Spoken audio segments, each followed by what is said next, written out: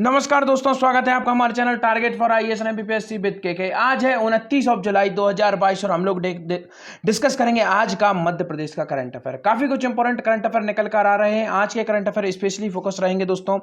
मध्य प्रदेश में आपको मालूम होना चाहिए एक नया अभ्यारण्य बना दिया गया है जिसका नाम है कर्माझिरी। काफी अधिक इंपॉर्टेंट दोस्तों। और एक अभ्यारण्य ऐसा है जिसको खत्म कर दिया गया है। जी हाँ दोस्तों, ऐसा पहली बार है जब किसी अभ्यारण्य को मध्य प्रदेश में दोस्तों आपको देखना होगा डी नोटिफाई कर दिया गया, अर्थात उसे खत्म कर दिया गया है और उसकी जगह पर आप देखेंगे एक नया अभ्यारण्य, एक जगह नया अभ्यारण्य बनाया गया है और एक पुराना अभ्यारण्य खत्म कर दिया गया है। इसके साथ ही साथ में एक अवार्ड भी मध्य प्रदेश में मिला है, तो उसको भी हम यहाँ पर डिस्कस करेंगे। तो काफी कुछ इंपॉर्टेंट करंट अफेयर होने वाले हैं आज के इस करंट अफेयर के सेशन में। तो चलिए शुरू करते हैं। हमारा पहला क्वेश्चन है, किस प्रदेश को मिला initiative award to promote digital learning award? काफी अधिक इंपॉर्टेंट है, मैंने शुरुआत में कहा था एक अवार्ड मिला है और उसको हम यहां पर देखने वाले हैं। तो किस प्रदेश को मिला initiative award to promote digital learning award? आपको ऑप्शन नंबर 1 है मध्य प्रदेश, उत्तर प्रदेश, गुजरात या फिर महाराष्ट्र। इसका राइट आंसर है दोस्तों मध्य प्रदेश।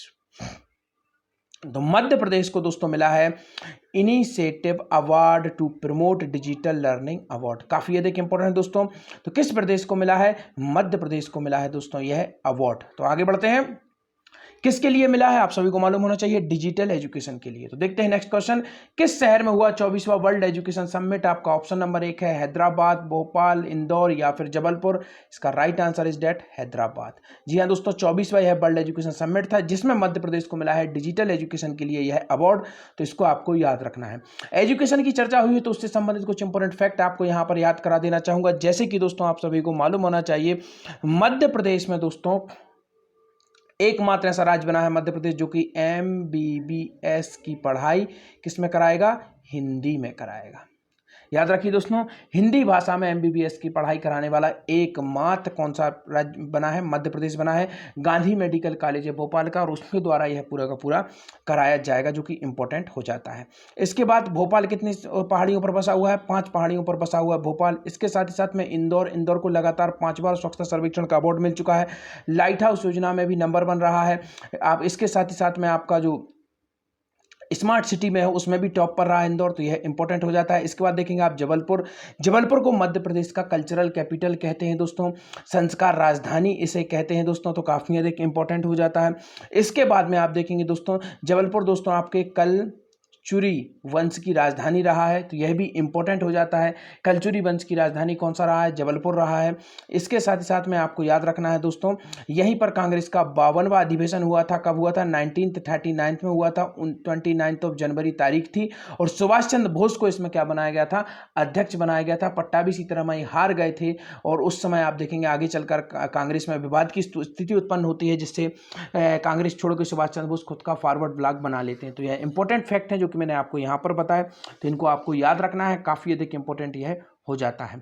अभी हाल ही में दोस्तों यूथ जो संसद बनाई गई थी मध्य प्रदेश में, यूथ पंचायत कहाँ पर लगाई गई थी? तो भोपाल में लगाई गई थी, इसको भी याद रखना है। और हाल ही में आपने देखा होगा चंद्रशेखर आजाद की प्रतिमा की स्थापना कहाँ पर की जानी है? तो भोपाल में ही की जानी है, क्योंकि मध्य प्रदेश में उनका जन्म हुआ था झाबुआ के भभरा नामक गाँव में, जिसका नाम आज उन्हीं के नाम पर कर दिया गया है। तो इस सभी फैक्ट्स को आपको याद रखना है। काफी अधिक इंपॉर्टेंट यह फैक्ट हो जाते हैं। आगे बढ़ते हैं, देखते हैं क्या है पूरी न्यूज।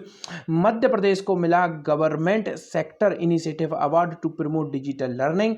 हैदराबाद में 24वें वर्ल्ड एजुकेशन समिट में आयुक्त श्री दीपक सिंह हुए पुरस्कृत। आगे बढ़ते हैं, उच्च शिक्षा के क्षेत्र में मध्य प्रदेश ने राष्ट्रीय स्तर पर बड़ी उपलब्धि हासिल की है। हैदराबाद में 24वें वर्ल्ड एजुकेशन समिट में प्रदेश के उच्च शिक्षा विभाग को government sector initiative award to promote digital learning का पुरस्कार मिला है। इनोवेशन इन एजुकेशन विषय पर अंतर्राष्ट्रीय समारोह में आयुक्त उच्च शिक्षा श्री दीपक सिंह ने पुरस्कार ग्रहण किया है। तो यह काफी अधिक इंपॉर्टेंट हो जाता है। आगे बढ़ते हैं, मध्य प्रदेश के किस टाइगर रिजर्व को यूनेस्को की विश्व धरोहर की संभावित सूची में शामिल किया गया है? आपका ऑप्शन नंबर 1 है Satpura tiger reserve, Kanha tiger reserve, Sanjay tiger reserve या फिर बांधवगढ़ टाइगर रिजर्व। इसका राइट आंसर है दोस्तों सतपुड़ा टाइगर रिजर्व। काफी अधिक इंपॉर्टेंट दोस्तों, आप सभी को मालूम होना चाहिए पचमढ़ी में ही यह स्थित है, होशंगाबाद के पास में, और यह काफी अधिक इंपॉर्टेंट हो जाता है। सतपुड़ा टाइगर रिजर्व को दोस्तों यूनेस्को की जो विश्व धरोहर संभावित सूची है उसमें शामिल किए जाने की बात की गई है, तो यह इंपॉर्टेंट हो जाता है। इसके साथ ही साथ में आप देखें दोस्तों मढ़ई पर्यटन स्थल है, यहीं पर है, आपको याद रखना है।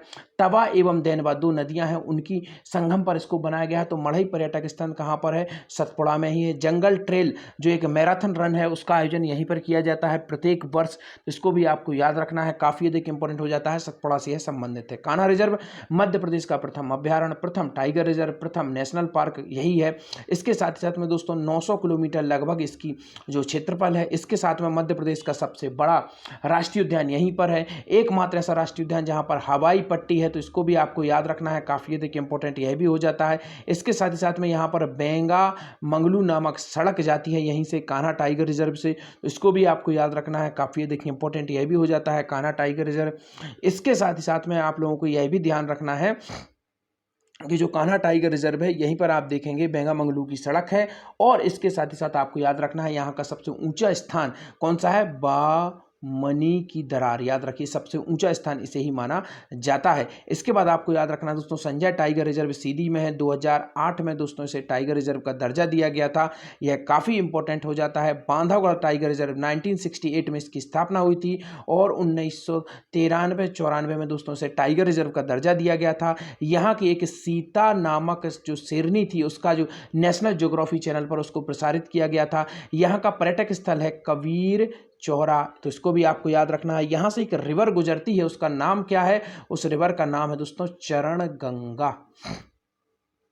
कई बार यह क्वेश्चन पूछा गया है, एक बार एमपीपीएससी में भी यह क्वेश्चन पूछा गया था, तो इसको आपको याद रखना है। चरण गंगा नामक रिवर बांधवगढ़ से गुजरती है, तो इसको आपको याद रखना है, जो कि काफ़ी अधिक इंपॉर्टेंट हो जाता है। इसके साथ साथ में आपको याद रखना है दोस्तों पन्ना टाइगर रिजर्व है, यह भी काफ़ी अधिक इंपॉर्टेंट है। केन नदी वहाँ से गुजरती है, और इसकी तुलना की जाती है सरिस का जो रिजर्व है उससे इसकी तुलना की जाती है राजस्थान वाले सरिस्का रिजर्व से, पन्ना टाइगर रिजर्व की, तो इसको आपको याद रखना है। और जो बांधवगढ़ टाइगर रिजर्व है इसकी किससे तुलना की जाती है?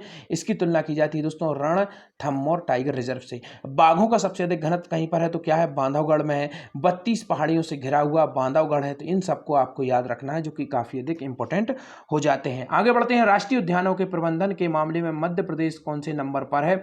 आपका ऑप्शन नंबर 1 है प्रथम नंबर, दूसरा नंबर, तीसरा नंबर या फिर चौथा नंबर। इसका राइट आंसर है दोस्तों प्रथम नंबर। तो जो राष्ट्रीय उद्यानों के प्रबंधन है उसके मामले में मध्य प्रदेश क्या आया है?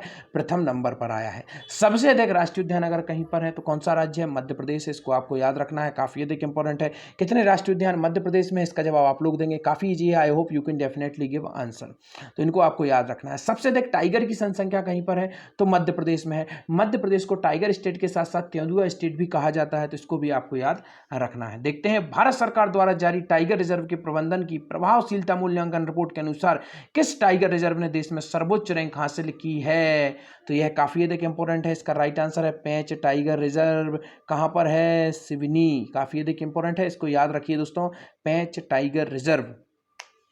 आगे बढ़ते हैं, देखते हैं हम पूरी न्यूज को। राष्ट्रीय उद्यानों के प्रबंधन में मध्य प्रदेश शीर्ष पर है।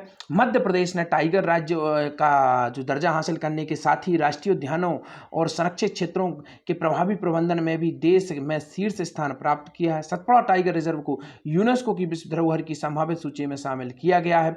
भारत सरकार द्वारा जारी टाइगर रिजर्व के प्रबंधन की प्रभावशीलता मूल्यांकन रिपोर्ट के अनुसार पेंच टाइगर रिजर्व ने देश में सर्वोच्च रैंक हासिल की है।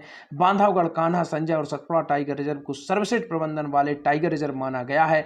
इन राष्ट्रीय उद्यानों में अनुपम प्रबंधन योजनाओं और नवाचार तरीकों को अपनाया गया है, जो कि अत्यंत ही इंपॉर्टेंट हो जाता है। आगे बढ़ते हैं, देखते हैं मध्य प्रदेश में बनाया गया नया अभ्यारण्य कर्माझिरी किस जिले में है? काफी अधिक इंपॉर्टेंट दोस्तों, यह नया अभ्यारण्य बना है, इसका नाम भी इंपॉर्टेंट है और इसका डिस्ट्रिक्ट भी इंपॉर्टेंट है, दोनों को याद रखिए, this is very very important types of question. तो आगे बढ़ते हैं, देखते हैं किस जिले में है। सिवनी में है, शहडोल में है, भोपाल में है या फिर इंदौर में है? Right answer is Seoni. तो याद रखिए जो कर्माझिरिया है इंपॉर्टेंट क्वेश्चन है, इट विल डेफिनेटली कम, 100% आपको किसी भी एग्जाम में देखने को मिल जाएगा। एमपीपीएससी में तो 101% गारंटी लेता हूं दोस्तों, यह क्वेश्चन छप गया, समझ जाइए आप लोग कितना इंपॉर्टेंट है। लिंक डिस्क्रिप्शन में, वहां से टेलीग्राम टेलीग्राम चैनल ज्वाइन कर लीजिए, वहां पर आपको फ्री ऑफ कॉस्ट पीडीएफ मिल जाएगी। मध्य प्रदेश के पूरे 2021 का साल का करंट अफेयर, मध्य प्रदेश के 2022 में दिए गए पूरे अवार्ड, चाहे वह कालिदास अवार्ड हो, तानसेन अवार्ड हो, राष्ट्रीय अकेडमी द्वारा दिए गए अवार्ड हो, सभी कुछ आपको टेलीग्राम चैनल पर मिल जाएंगे। 1 जुलाई को उत्पाद भी आपको टेलीग्राम चैनल पर मिल जाएगा। You can go, link below description, join my Telegram channel. तो यह सभी कुछ फ्री ऑफ कॉस्ट पीडीएफ आपको टेलीग्राम चैनल पर मिल जाएगी। जरूर से जरूर वहां पर अपने नोट्स बनाइए। मध्य प्रदेश में कौन सा अभ्यारण्य समाप्त कर दिया, यह भी नेक्स्ट इंपॉर्टेंट क्वेश्चन है, क्योंकि एक बनाया गया है और एक समाप्त कर दिया गया है। तो आपका ऑप्शन नंबर 1 है रातापानी, सिंघौरी, करेरा, सोनचिड़िया, या फिर इनमें से कोई नहीं। Right answer is that Karera Sonchiriya. कहां पर था? शिवपुरी में था। इसे समाप्त कर दिया गया है। तो अब क्वेश्चन बनता है नेक्स्ट कि वर्तमान में मध्य प्रदेश में कितने अभ्यारण्य हैं? तो राइट आंसर क्या होगा? 24 ही थे और 24 ही हैं, क्योंकि करेरा खत्म कर दिया और एक जोड़ दिया। तो क्या हुआ अंतर? कुछ नहीं हुआ। It means right answer is 24। सरकारी डाटा है, याद कर लीजिए, बिल्कुल भी नहीं भूलना है। मध्य प्रदेश में एक नया अभ्यारण्य बनाया और एक को किया समाप्त। मध्य प्रदेश में कर्माझरिया अभ्यारण्य के गठन की अधिसूचना जारी कर दी गई है और करेरा सोनचिड़िया जो अभ्यारण्य है इसको खत्म कर दिया गया है। टाइगर स्टेट मध्य प्रदेश को एक नया अभ्यारण्य मिला है।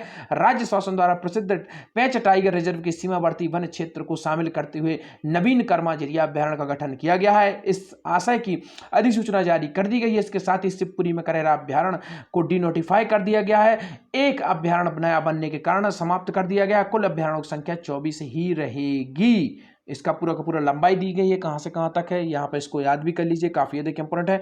1410.420 हेक्टेयर वन क्षेत्र में इसको गठित किया जाएगा। आज के आपके क्वेश्चन, राष्ट्रीय हिंदी सेवा सम्मान विजेता सुधीर मोता मध्य प्रदेश के किस शहर से संबंधित है और राष्ट्रीय हिंदी सेवा सम्मान 2020 किसे दिया गया? Thank you so much watching this video.